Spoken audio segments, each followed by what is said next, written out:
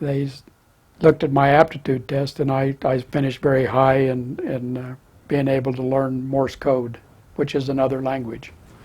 I had to to learn Morse code, and then listen and transcribe up to 35 five-letter groups per minute on a mill, which is a typewriter that has no lowercase letters on it.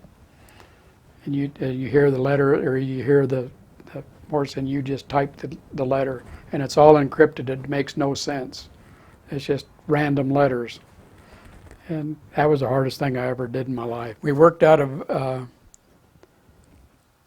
3/4-ton vans. They were backed up to a ramp. There were six on one side and 6 on the other. So the temperature during the day was probably 115 degrees and 95 to 100% humidity.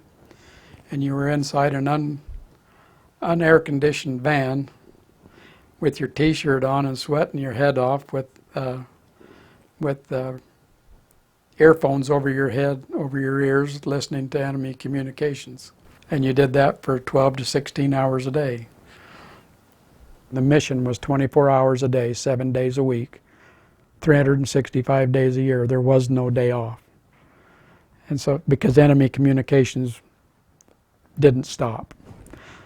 So we couldn't stop. That was our mission, so that's what we had to do. We had mamasans that kept the house. We called them mamasans. They were Vietnamese women. And they would go in and clean our clothes, get the mud and dust out of our boots, and make our beds, which was basically just take the sleeping bag out and hang it out and air it out and then put it back in our hammock. The company paid them $6 a month to work for us. So that was a lot of money back then for a Vietnamese woman. Most of them only made $1 a day. The reason we slept in hammocks was because of the rats and snakes that was in the area, to keep them out of our beds. And when you get up in the morning to put your boots on, you always knocked your boots on the ground to get the scorpions out. So I'm not joking, that's true. We had king cobras come through. We kept dogs in the barracks to keep the snakes and rats out of the barracks. I had to sign a 40-year non-disclosure agreement that we would not disclose anything that we did for 40 years. My kids all thought I was a truck driver. They knew that I belonged to the Army Security Agency, but they had no idea what that was.